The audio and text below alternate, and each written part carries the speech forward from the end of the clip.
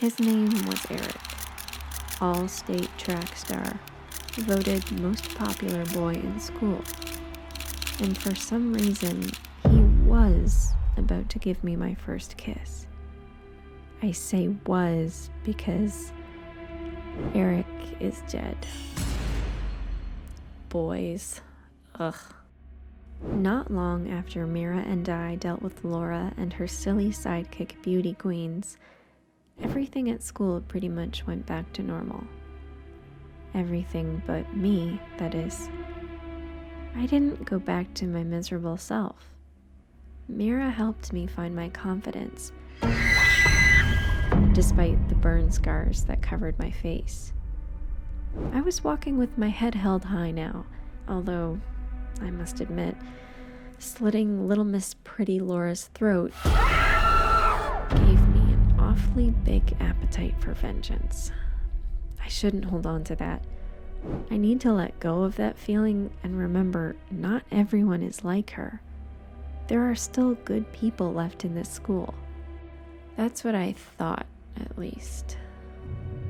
Maybe it was my newfound confidence, but I realized Eric was noticing me more at school. Eric was one of the coolest kids, if not the coolest kid in school. And he was actually starting to smile back at me when I looked over at him. An actual smile, not a look of disgust like most people. It was nice to get a smile from a boy. One day, Eric asked me out on a date. A date. Me. Prune-faced Patty was asked out by Mr. Popular himself, Eric. It's safe to say I said yes. He took me out to a really bad horror movie, which had us laughing more than being scared. He then bought me ice cream and asked if I would like to go for a walk in the nearby woods. How could I say no, right? As I ate my ice cream, we walked along, not saying much.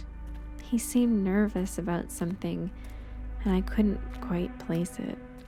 He ended up holding my hand, and I felt like I was crashing down a roller coaster. Never had a boy asked to go on a walk with me, let alone hold my hand. I didn't want any of it to end. As we walked along, he stopped me by a couple of trees. I turned to look at him, and he said, "Patty, I would like to give you something." I asked him what, and he replied, "A kiss." This was it. My first kiss. I couldn't wait. I almost screamed. I was so excited. I closed my eyes and felt like I could sense him getting closer, like our lips were just about to touch. And then it happened. From above, in the trees, Eric's track mates, Leaf and Darren, dumped 2 large buckets of water over me. They all laughed as I stood there soaking wet. "How'd you like your big, wet kiss, prune face?" Eric laughed out of his gaping mouth. Leaf and Darren jumped out of the trees and joined him in pointing fingers and snapping pictures of me.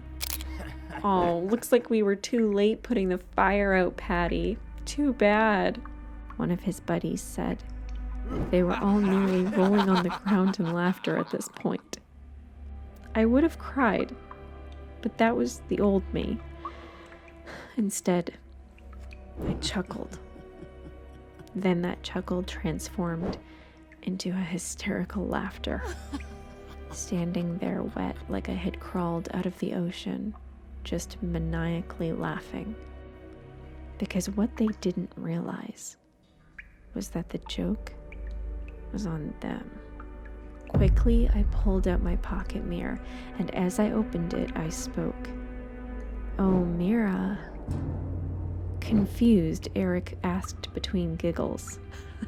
"Who's Mira?" "You'll see," I said, smiling my biggest smile at him. I turned the pocket mirror around for him to look at. Before he could face his reflection, a hand jutted out from the mirror and grabbed his throat. Leaf and Darren stood wide-eyed watching Eric being choked, unsure of what to do. The water they had dumped on me had created pools of reflection around me and them. As if another world had opened up below their feet, arms reached out and grabbed Leaf and Darren, dragging them into Mira's mirror world.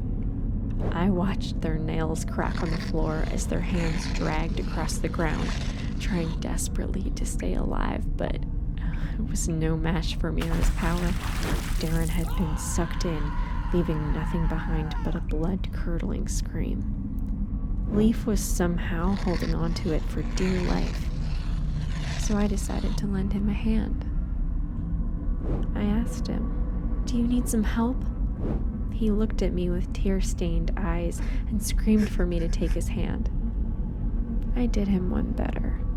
I raised my foot and smashed it down on his hand and crushed his knuckles into a fine dust, all the while smiling down at him, watching that pathetic fool be dragged into Mira's world for a lifetime of pain as he stared at me with those glossy eyes.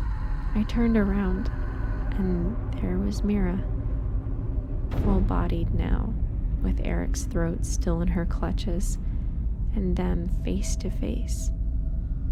The fear in his eyes, the moment locked in them that he knows he shouldn't have messed with prune-faced Patty. That's what it's all about. Stupid boys. What's the matter, Eric? Aren't you ready for your big, wet kiss? And then Mira's face split open, showing her true beauty beneath, and all its bloody, soaked broken bone and sharp teeth glory. Eric screamed louder than I ever heard any girl I know scream. No, he didn't scream like a girl. He screamed like a boy. A boy who messed with the wrong girl. I leaned in and whispered in his ear, "Pucker up, big boy." And before another scream could emit from his mouth, Mira had latched onto his face. Eric's muffled cries for help were all too hilarious to hear as he received his last ever kiss. I will admit, his track star energy showed as he put up quite a struggle, but he wasn't able to run from this one. Mira finally unlatched from his face, leaving a gaping maw where his mouth had been. The life drained from him completely. They say boys will be boys. Not if I have anything to say about it. No more. As I stood there looking at Eric's torn apart face, I thought about how desperately I wanted a boy to like me, to give me their approval, to kiss me. But I don't need them to prove my strength or beauty. I don't need them for anything. The only one I need is Mira.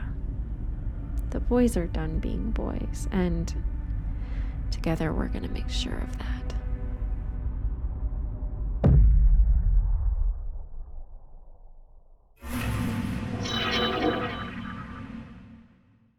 Watch new vids every Monday, Wednesday, and Friday, only on Crypt TV.